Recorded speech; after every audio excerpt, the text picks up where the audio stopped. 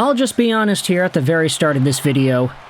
It sucks covering the Vancouver Canucks right now. Every single story about this team, aside the Abbotsford Canucks doing well and Anthony Romani tearing up the OHL, every single story with the main team is negative. And it's getting annoying, man. Like, all these failed negotiations, disputes over money, Francesco Aquilini and his unwillingness to spend money for things that matter on this team. There was a post on the Canucks subreddit earlier this morning that said, hey guys, like, please take a break. This is a reminder to chill out. Like, it is just sports at the end of the day. Sure, we all have a very deep emotional attachment to the Vancouver Canucks, and I'm going to assume that you do if you're watching this video. I assume that anybody has a deep emotional attachment to their hockey team if they're watching YouTube videos of me talking about their teams. But this is a reminder that hockey is just hockey. Even though we like to say that hockey is life, it literally is not life. And as a result, for us that are disappointed or upset or not seeing the light with our favorite team, the Vancouver Canucks, this is a reminder. Just chill out, guys. Go outside. Okay, maybe don't do that. It's raining. But go outside. Vote! It's an election day today. Go out there and vote. And if the Canucks and the way they're doing their business is getting to a point where you are starting to personally feel dejected or emotionally devoid, then it would maybe do you some good to go out there and try to find something else to put your mind and attention on. Because honestly, from the way that everything's going right now, would it not be fair to say that the Vancouver Canucks and the way they're being treated and the way they're being handled, they're not worth our attention right now? Anyways, that's a philosophical conversation for another day. Today we are actually talking about Vancouver Canucks news because Elliotte Friedman had himself a bunch of comments that he had made on 32 Thoughts the podcast, as well as Donnie and Dolly. Let's start out with the Donnie and Dolly quotes first. This is what Rick Dollywall tweeted out earlier this morning. Friedman on the show was talking about Rick Tocchet's future. We should know soon. No decision this morning, though. If Tocchet is coaching next year, Friedman says my bet is on Vancouver or Philly. Part of it in Vancouver is the contract, the lack of practice facility, and Quinn Hughes' future. So it looks like three things are being talked about as major contention points in the Rick Tocchet negotiations. How Vancouver is not really willing to give him as much money as he would like. How the Canucks do not have a practice facility, which is crazy because they're one of only two teams in the NHL to not have one. And guess what? The Calgary Flames, they are constructing their practice facility already. So Vancouver is really the only team that does not have anything planned in a practice facility capacity. And then you have Quinn Hughes, because the way this franchise is being run, it's not guaranteed that Quinn Hughes sticks around. It's not guaranteed that in 2027, 2028, 2029, Quinn Hughes is a Vancouver Canuck.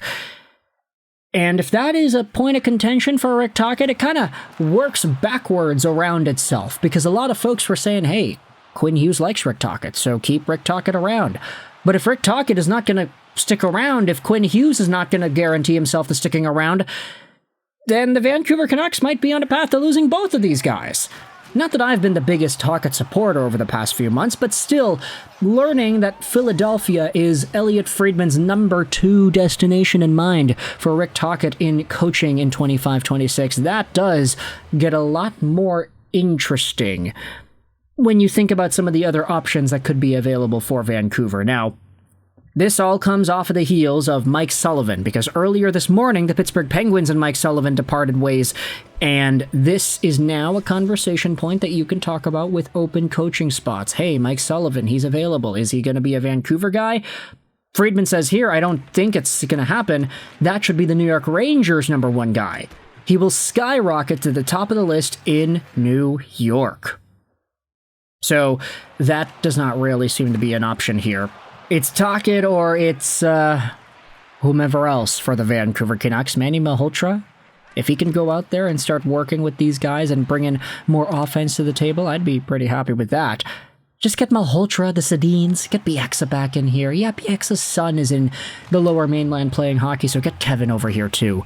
But expanding upon Elliotte Friedman's comments on the Donnie and Dolly program, I wanted to go over to what he said on 32 Thoughts as well, courtesy of Vancouver Canucks News Summaries. Big shout out over to Canucks News Summaries. They're always giving us the scoop in an easy to read and digestible format, so we always appreciate the work that they do. They quote tweeted Elliotte Friedman's 32 Thoughts podcast link and gave the scoop as to what Friedman says on Tocchet. As of last Friday, Rick Tocchet has not been given permission to talk to other NHL teams. They had contract talks on Friday and was told no final decision as of Sunday afternoon. Friedman does not think that this will take a long time. Now, here's another note. One of the reasons why Jim Rutherford talked about a practice facility at the end-of-season press conference is because Rick Tocchet has brought it up as an issue. Not having a practice facility does bother Rick Tocchet a bit. And I wanted to go out there and dive into this practice facility thing too, because I did see some people going out there and saying like, hey, why is it so important? Why does everybody keep on talking about the freaking practice facility as being a big deal for the Vancouver Canucks? Is it really like that important that some people in the organization might want to leave? This is what Jeff Patterson went out there and said about the matter. I totally understand Rick Tocchet's concern here. This is an issue that is now hurting the Canucks on a few levels, but it's not something that can be addressed adequately overnight, so it's hard to imagine that that's the biggest sticking point for next season. Maybe a temporary solution is to contribute some money to do a better job of upgrading the Agrodome jointly with the PWHL Vancouver and share it? Sharing doesn't work if it's just a single sheet of ice, JPAT said. The idea of a practice facility is controlling access. If they are a secondary tenant, they can't dictate who uses the ice and when. Practice time, injured guys skating on their own, not to mention video room, medical training areas, kitchen, and a lounge. The Vancouver Canucks don't have a dedicated facility to that, and it's putting them at a disadvantage. Every other NHL team, spare Calgary, who are properly building one already, no other NHL team aside the Vancouver Canucks does not have one. And I get it, you can talk about real estate. It's been talked about as well that, hey, it's not particularly cheap to do this kind of a thing in Vancouver especially, so who knows if Aquilini and the group over there would be interested in shelling out the money to open up a practice facility. But it has been harped about for years in this city how the Vancouver Canucks do lack one of those. And while true, it is an issue, it hasn't seemed to have been as much of an issue as it seems to be right now, where Rick Tocchet is legitimately using this as a point against the Vancouver Canucks in deciding whether or not he wants to stick around here. It's money, it's Quinn Hughes' future, and it's the practice facility not existing in Vancouver. This is why Friedman went out there and said, hey, he's guessing Vancouver or Philadelphia next year. So with that in mind, let me know your thoughts in the comment section below about this. Again, it's another negative Vancouver Canucks news story. Like, how many of these are we going to get? This team can't have any good news, man. Just sign Willander. Open up a practice facility. PWHL coming to Vancouver, that is amazing, but that is not Canucks news, so that doesn't count. There aren't any good Vancouver Canucks-related hockey stories aside from the Abbey Canucks, but, you know, they're doing their own thing. Artur Shilov's fantastic. Okay, there are some good stories, but all the main ones with the main team, not good. Let me know your thoughts in the comment section below. I hope you enjoyed this. 9, and bye.